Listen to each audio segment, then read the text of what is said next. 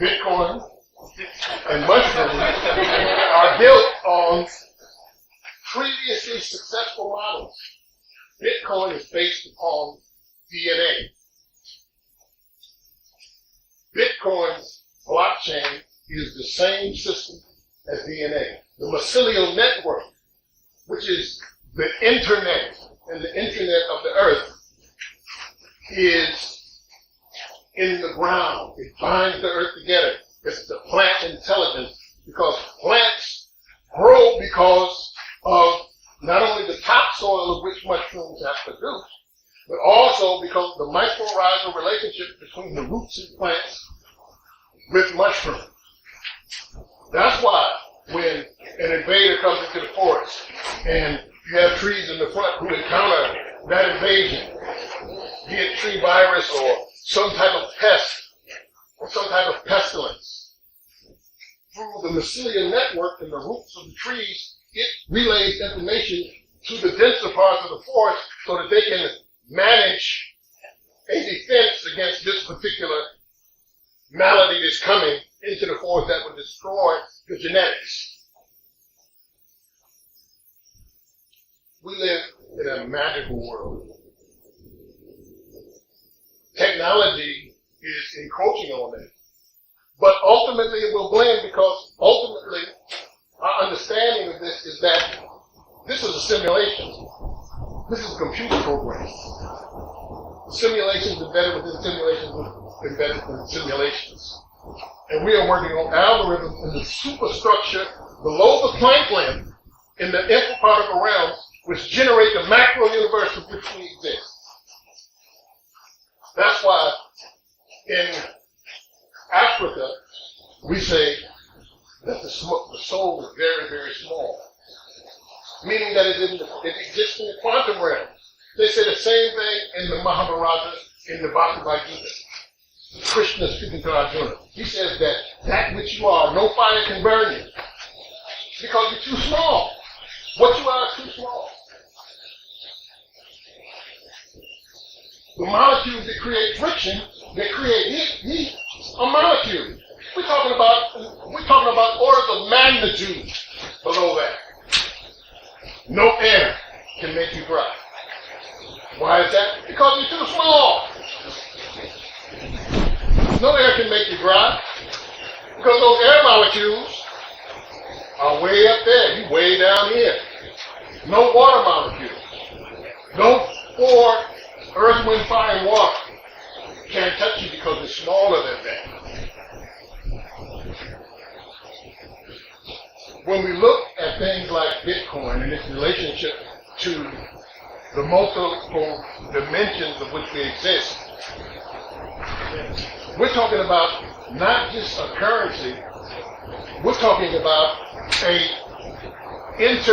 not feeling, but an interconnection between your genetics, who you are, where you come from, where you're going to, and your particular wealth that you exist with. Because everyone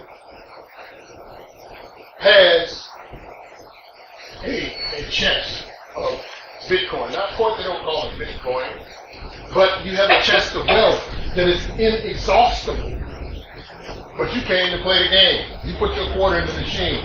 You stuck until the game runs out, or you win. And you're not gonna win on this game. You're just gonna go back and have to put another 50% in to go someplace else. But your wealth is inexhaustible. Just as your family line comes through the blockchain of DNA, your currency comes through the blockchain and exists with Bitcoin. Now, don't take my word for it. Read the literature. It's based upon mathematics. It's based upon sound mathematics. It is inflation-proof, because there's only 22 million coins that ever be mined. Those 22 million coins are going to have to service the whole earth. At this time, 7 billion people. By the time it's 8 billion, those 22 million coins will have to service the whole earth. But each Bitcoin is divided into Satoshis, after the man who was supposed to invent, who they can't find. Satoshi Nakamoto.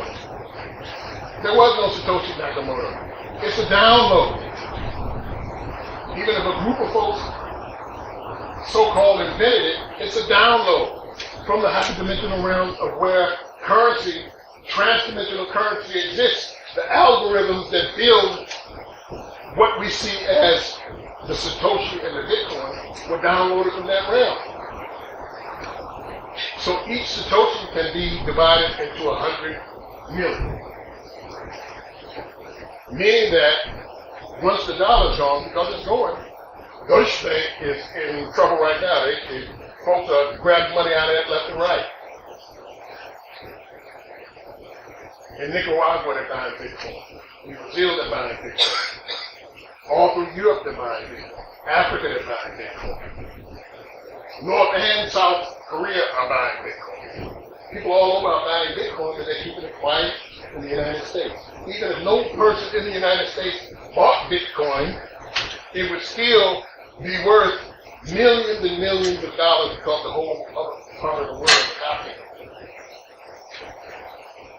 So, mushrooms, the spores are like the Satoshis. The mushroom, the fruit embody, is like the Bitcoin. Its information is contained in the DMT record halls of which Helena Petrovna Blavatsky of the Theosophical Society, Annika Science, the rest of those folks, late 19th century, early 20th century, brought in what was called the New Age, called the Akashic Records. That's the Akashic Records.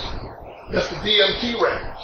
That's the tryptamine compendium of knowledge and information that everything that exists goes into the transdimensional blockchain. Everything.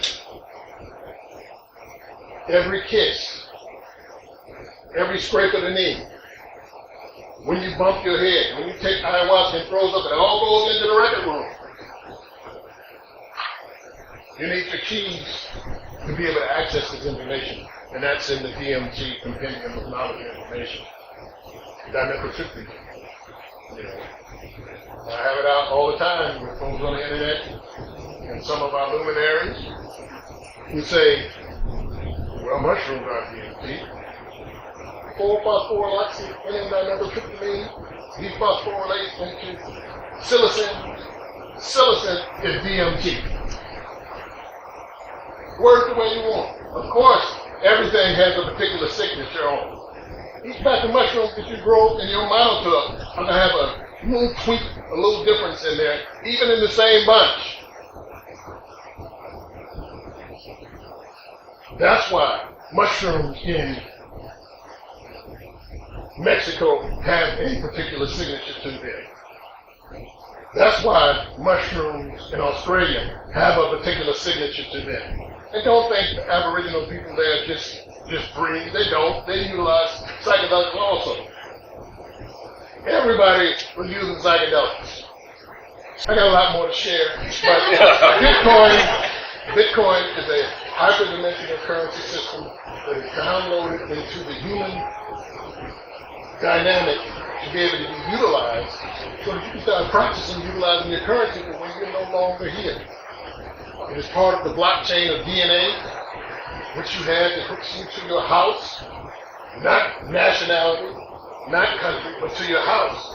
That's why the big shots, they don't have passports and things like that. The House of Windsor, the House of Fraser, the House of Rothschild, the House of this, the House of that. They're not connected to any national entity. They're international. Mushrooms are to help you understand your interdimensional, transdimensional, hyperdimensional sovereignty as a multidimensional being in the multiverse, existing in multiple dimensions at one time. So, what the blockchain dictates is that the algorithms that are in the blockchain and then also the algorithms that produce the consciousness of Bitcoin are part of a computer code. That's why you base Bitcoin usage on the mathematics. It's based upon mathematics and not based upon human frailties as far as, if you give me $30 million to hold, and you only take, a couple $100 out a month out of my holding chest, I can use a couple $100,000 in this, and you won't even know, because you only get $100 out every once in a while, so I can use some of it. That's where it comes in. With Bitcoin, you can't do that. Number one, it's on the blockchain. Every transaction is known. And being that the human being is taken out, the third party is taken out, Visa is taken out, Citibank is taken out, Chase is taken out, Deutsche Bank is taken out. You don't have the third party middleman there to be able to control your currency. Because if you want to send a wire transfer, I want to send a wire transfer to Spain, it costs hundreds of dollars just sending a wire transfer, and then they got to know who you are, who you send it to, what for. It's like, dealing with customs. Which when I came back from Mexico, from the Fruit of the Gods retreat, I go to customs, and guys, come here, let me see your passport. Give him my passport. He said, what did you go to Mexico for? I said, I went to Mexico on vacation. I'm retired, and I want to go to Mexico. Who did you see there? Well, I saw some friends. Two of your friends went to meet him. He said, well, that's not information that's necessary for me to give you for you to cross borders. He said, you have a code on your phone? I said, yes, I have a code on my phone. He said, give me your code so I can look through your phone. I said, I'm not giving you my code to be able to look through my phone. I said, that's private. I said, I'm not consenting to any invasions of my privacy. I'm an American citizen. I got an American passport. I travel all over the world. I'm not going to give you the code for my phone and say, well, we're going to take you to the back room. We're going to confiscate your phone. Then we're going to have a tech team to come down and unlock the phone so we can see the calls you made and who you talked to in your Facebook on your phone. I said, well, you can do that if you want to. But I'm not going to open the code on my phone. So you'll have to deal with the consequences of invading my privacy by opening my phone. So I said, what are you going to do? It was posted into the ship. I asked for the supervisor. The supervisor came. The supervisor said, what are you going to do? He lives in Detroit. He said, all right, well, let him go. So they let me go. But they didn't let me go. There's other things working around here. Right. That they couldn't open my phone, they couldn't keep me, and I'm going to keep it moving. Questions before we get out of here? Real quick. Yes. So I think I have seen one of your talks before, and I'm correct that it's the first time I heard someone say that psilocybin, while it may be a toxin, there's no level that we assume that it's actually lethal. I think that was you. And you mentioned something about 30 grams. Like, what is the closest amount you assume? Well, I never said that psilocybin is toxic. Maybe it wasn't you then, but you did mention 30 grams today. Yeah. Yeah. Well, 30 grams, that was decades ago. No, right now I'm working with 50 grams dry. 50 grams, yeah. At one time, in one setting? Yeah, at one time, in one setting, eating. I even have a protocol. I have a elite swimming pool nose glove. Because you can't smell it, you can't taste it. So I put my elite swimming pool nose glove on, and I sit down, and I eat, and I eat, and I eat, and I eat, and I eat. When I'm finished, I rinse my mouth, brush my teeth, have some ginger tea, go to my bed, sit down, put on the crap, lifted like pad, grab the super blanket, and I say, Scotty, got the engines ready? Yes, Captain, the engines are ready. I say, impulse power, take us out, Sulu, and move forward slowly. Then I hit McCoy on the shoulder, as in Star Trek, the first of the newest trilogy, when he says, thank you very much. Yeah.